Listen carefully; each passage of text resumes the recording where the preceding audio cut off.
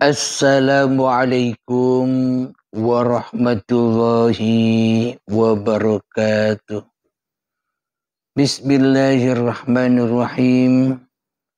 Ashhadu an la ilaha illallah wa ashhadu anna Muhammadar Rasulullah. Allahumma salli ala sayyidina Muhammad wa ala ali sayyidina Muhammad. Rabbis rahli sadri wa yassirli amri wahlul 'uqdatam min lisani yafqahu qawli. Amin. Bismillahirrahmanirrahim. Salam hormatku, salam ta'zimku, salam kasih sayangku buat para sahabat-sahabatku tercinta dimanapun Anda berada, baik yang ada di dalam ataupun yang ada di luar negeri. Semoga kita semua selalu di dalam pertolongan Allah Subhanahu wa Ta'ala. Amin ya Rabbal Alamin. Sebelum kita awali perjumpaan kita di pagi yang indah ini, marilah kita gemahkan bersama di dalam nyawa, di dalam jiwa, di dalam hati, di dalam roh, dan di dalam pancarnya, yakni uripe Allah ini dengan kalimat-kalimat thayyibah. Subhanallah walhamdulillah wa la ilaha illallah wallahu akbar wa la hawla wa la quwwata illa billahil aliyyil azim. Alhamdulillahi rabbil alamin.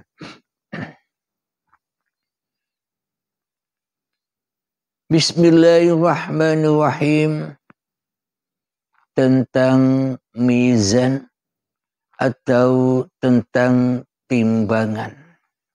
Selama ini kita memahami, mengimani, meyakini, mengiktikadkan di dalam hati tentang alam mizan, alam timbangan. Jadi manusia yang belum pernah bertemu dengan Tuhannya, maka tak akan pernah bisa bertemu pula dengan amal-amal yang ditimbangnya.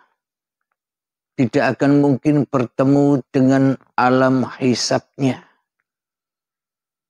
Jadi untuk bertemu Tuhan yang telah menciptakan kita, jangan nunggu nanti di surga. Secara syariatnya. Karena memang Al-Quran ini bila diibaratkan seperti hidup, dan hadis adalah sebagai badannya. Jadi Al-Quran ini babakan hati, dan hadis babakan perilakunya badan, hukumnya badan, syariatnya badan. Alhamdulillahirabbil alamin. Bila kita mengiktikadkan secara badaniah, secara syariatnya saja, ya cerita-cerita alam-alam yang sudah kita perdengarkan selama ini, ya katanya besok. Besok bila kita sudah mati. Bila kita sudah mati, bagaimana mungkin bisa menyaksikan semua itu? Menyaksikan kematian. Bagaimana mungkin manusia bisa menyaksikan kematiannya bila manusia sudah mati? Menyaksikan siksa kubur. Bagaimana mungkin manusia merasa disiksa sementara manusianya sudah mati?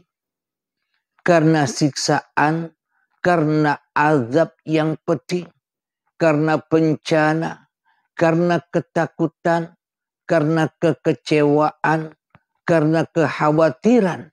Itu semua terjadi bila manusianya masih merasa diri manusianya yang paling hidup daripada hidup Tuhannya.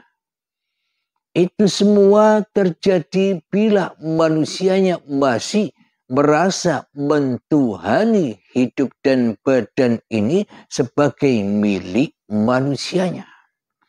Jadi itulah azab siksa yang pedih. Dan itulah hakikat yang sebenar-benarnya siksa azab kubur. Manusia diazab, dikubur di dalam pengakuannya. Manusia disiksa, diazab di dalam buah khuldi yang dimakannya. Manusia diazab dan disiksa di dalam cita-citanya, di dalam keinginan-keinginannya, di dalam cinta-cintanya terhadap selain Allah. Itulah yang sebenar-benarnya siksa dan azab kubur.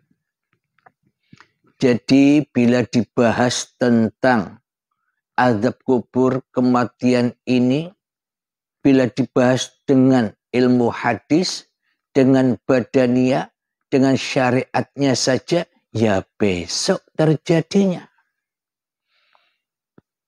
Akan tetapi bila dibahas dengan Al-Quran, dibahas dengan hidup, hayatullah, dibahas dengan uripi Allah, maka semua alam-alam itu sebenarnya sudah terjadi hak saat manusianya masih hidup.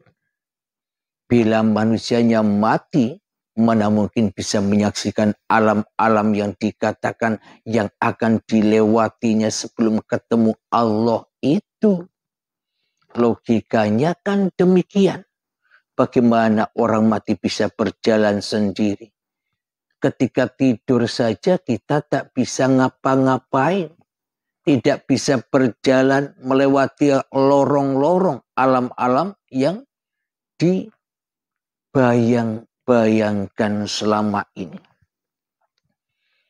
Jadi sebelum kita menempuh alam mizan, sebelum kita menempuh alam hisab, sebelum kita menempuh alam timbangan untuk menimbang semua amal-amal yang kita lakukan di saat kehidupan ini, maka kita urut-urutkan agar kita memahami secara Al-Qur'annya, secara hakikatnya, secara hatinya, secara batinnya, secara mutasabihatnya. Agar kita tidak tertipu dengan hanya syariatnya saja. Agar kita tidak tertipu dengan kulit-kulitnya saja. Agar kita tidak tertipu oleh iblis dan setan yang selalu membisikkan di dalam hati kita semua itu terjadinya nanti, bukan sekarang. Sekarang kamu bebas enjoy saja katanya iblis dan setan. Supaya apa? Supaya kita lalai di dalam memahami, lalai di dalam melewati alam-alam yang sudah diceritakan selama ini. Alam kematian. Mari kita bahas alam kematian. bagi manusia kita, bagi syariat, bagi badan, maka kematian itu adalah kematian badan-badan kita. Kenapa? Karena selama ini kita mencintai, kita mentuhan-tuhankan badan kita inilah yang bisa ngapa-ngapain. Badan kita inilah yang bisa berapa-apa. Badan kita inilah yang bisa bersiapa-siapa. Dan badan inilah yang bisa berstatus siapa-siapa. Berstatus jadi petani badan ini. Badan bisa berstatus jadi pedagang. Badan bisa berstatus sebagai penghibur. Badan bisa berstatus sebagai pendakwah. Badan bisa berstatus sebagai penyanyi. Badan bisa berstatus sebagai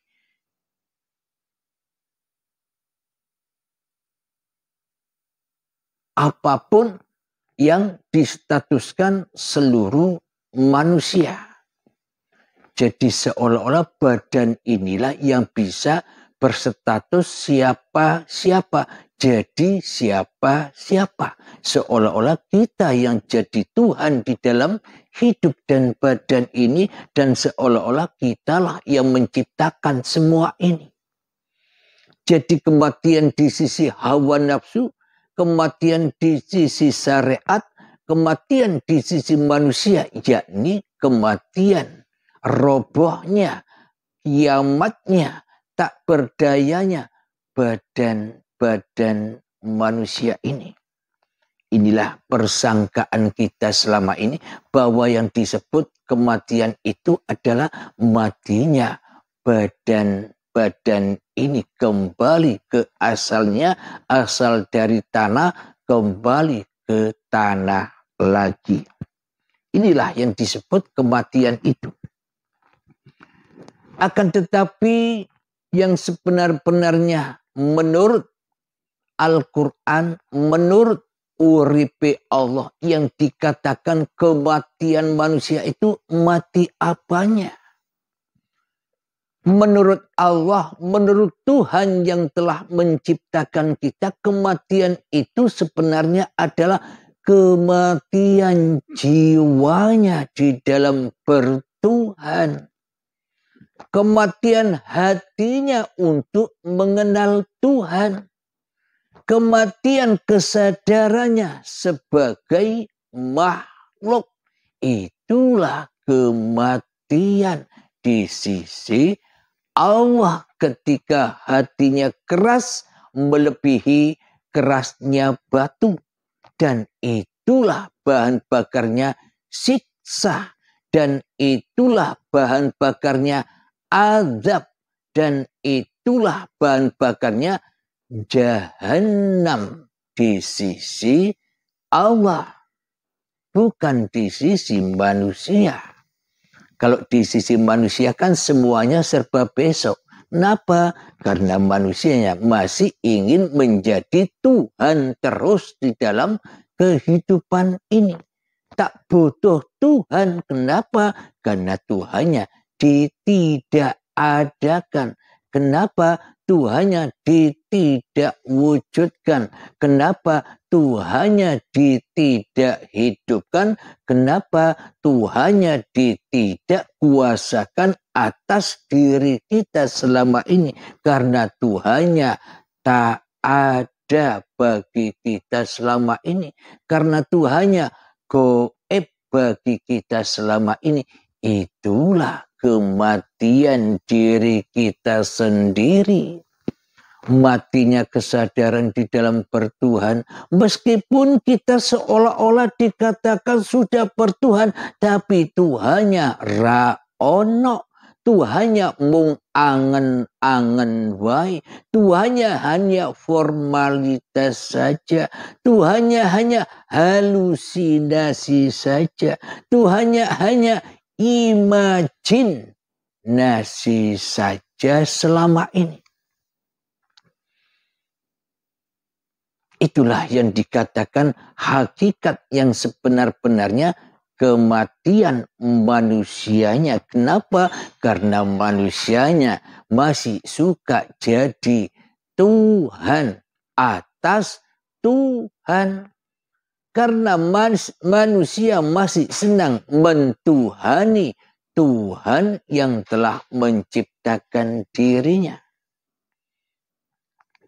Alhamdulillahirabbil alamin, itulah yang dikatakan hati yang keras melebihi kerasnya batu. Itulah bahan-bahan anar, bahan-bahan jahanam. Ketika bahan bakar itu sudah ada, maka langsung terbakarlah manusianya. Langsung matilah manusianya. Maka manusia bisa merasakan azab dan siksa yang pedih itu. Jadi di dalam Al-Quran itu semua penuh dengan kiasan. Penuh dengan kata-kata yang mutasabihat, yang tidak pernah bisa dipahami manusia. Karena selamanya memang manusia takkan pernah paham isi hakikat dari Al-Quran itu, isi rahasia dari Al-Quran itu, kecuali uripe Allah dewe, kecuali yang menciptakan Al-Quran. Siapa? Uripe Allah. Jadi ketika manusia sudah mati, ya ditalkin terus oleh para alim ulama. Ketika manusia sudah mati, dipendam di dalam jasad-jasadnya yang dari tanah, ya ditalkin oleh ahli-ahli pendakwah. Yakni marrabbuka, siapakah Tuhanmu? Kita semua selama ini tak pernah bisa menjawabnya. Bila Allah sebagai Tuhanku, Allahu Rabbi. Kenapa? Karena Allah tak ada di dalam hati kita. Katanya Allah itu di atas 7 langit dan di atas aras. Bila semua itu sesebutan itu masih kita ilustrasikan dengan sosok suatu tempat, maka kita tak akan pernah sampai ke sana. Itu kan cuma imajinasi manusianya saja. Sehingga dibayang-bayangkan, dibuat YouTube, digambar-gambarkan demikian. Itu semua salah. Kenapa? Karena tidak ada yang tahu kecuali Allah. Manusia hanya mendolimi dirinya sendiri. Manusianya hanya sok tahu saja dengan angan-angannya, dengan imajinasinya, dengan halusinasinya selama ini. Karena Tuhannya tak wujud, yang wujud hanya dirinya, maka manusia bermain-main, halusinasi, imajinasi dengan jin-jin dan setannya. Disesat-sesatkanlah iman dan akidahnya manusia di dalam hatinya. Alhamdulillahirabbil alamin. Jadi kematian di sisi Allah ketika manusianya belum bertuhan di hatinya. Meskipun kelihatannya manusianya hidup, itu kan kiasan saja manusianya hidup. Tapi di dalam hati manusianya telah mematikan kehidupan ini sendiri menjadi hidup manusianya. Manusia mematikan, mentiadakan, menggoibkan Tuhannya, lalu hidup diakui sebagai hidup manusianya. Itulah kematian di sisi Allah, dan dipendamlah manusia di dalam jasad-jasad yang diakui sebagai miliknya. Inilah buah khuldi itu yang panas membakar. Buah huldi disuruh mengaku-akui oleh iblis dan setan supaya kita jadi Tuhan terus. Supaya kita jadi penguasa terus. Agar kita hidup abadi dengan apa yang kita akui. Hidup abadi dengan hidup yang kita akui. Hidup abadi dengan badan yang kita akui. Seolah-olah neraka dan surga besok itu dengan hidup dan badan kita selama ini yang kita akui. Di dalam neraka dan surga, neraka siksaannya serba badan. Kenapa? Karena Tuhan manusia selama ini badan-badannya. Seolah siksa neraka itu lidah dipotong-potong sendiri. Tangan dipotong-potong sendiri. Kaki dipotong-potong sendiri. Seolah-olah semuanya serba badania. Serba syariat. Serba angan-angan. Serba imajinasi manusia. Karena sesungguhnya manusia hanyalah berangan-angan saja. Manusia tidak ada satupun manusia yang tahu kecuali uripe Allah. Alhamdulillahirabbil alamin. Jadi yang dituntun oleh Pak Mudin itu kiasan dari para alim ulama yang sudah mengingatkan kita tentang jalan menuju Tuhan.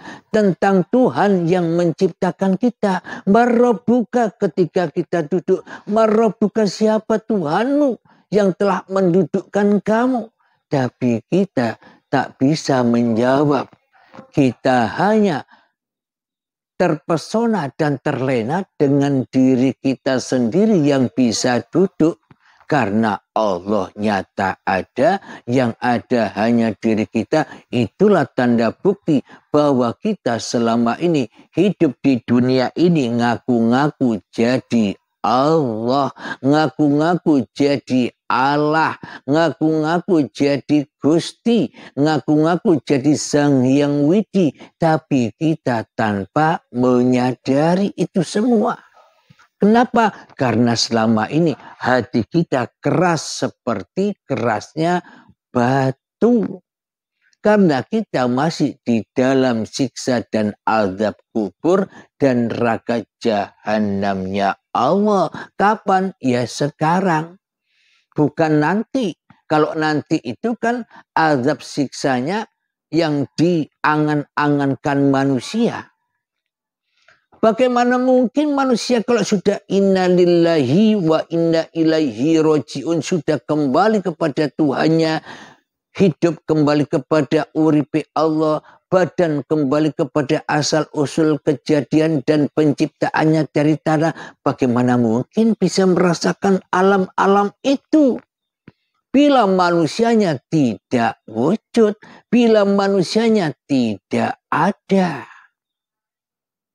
Dan bila manusianya tidak hidup, ya sekarang inilah rasakan alam-alam itu yang sebenar-benarnya. Bila manusianya masih merasa diri manusianya di hatinya. Jadi kematian sudah kita rasakan, matinya jiwa kita di dalam bertuhan karena Tuhan kita anggap goib dan tak ada. Itulah kematian. Kenapa? Karena tanpa hidupnya Tuhan berarti kan ya kita mati. Kenapa? Karena kita merasa punya hidup sendiri. Bila hidup ini hidup kita sendiri, hidup pribadi kita sendiri, tentunya kita ya Tuhan, bukan? Tentunya kita ya takkan pernah mati bakok bila hidup ini hidup kita. Alhamdulillahirabbil alamin. Itulah sejatinya, hakikatnya yang sebenar-benarnya kematian dan azab kuburan. Yakni jiwa yang mati dipendam di dalam kuburan jasad-jasad yang selama ini diakui dan dikuasai oleh milik manusianya. Karena hatinya mentuhankan iblis dan setan menyombongkan diri kepada yang memiliki diri kita selama ini. Lalu sampai kapan kita dipendam? Lalu sampai kapan kita mati dan dipendam di dalam kuburan badan ini dan menerima azab-azab dan siksa yang pedih? Ya abadan abada, selama-lamanya hingga waktu yang ditentukan. Kapan itu? Ya kiamat. Kapan kiamat itu datang?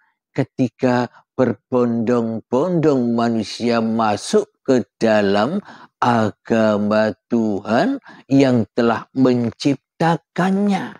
Ketika berbondong-bondong manusia mati, ketika berbondong-bondong manusia meninggalkan dunia, itulah hakikat yang sebenar-benarnya manusia berbondong-bondong memasuki agama Islam, agama keselamatan, agama kepasrahan. Bila manusianya sudah memasrahkan dirinya kepada Tuhannya, memasrahkan hidup dan badan yang bukan miliknya kepada pemiliknya, itulah manusia yang memasuki agama Tuhannya. Itu loh yang disebut agama, Mas Bro.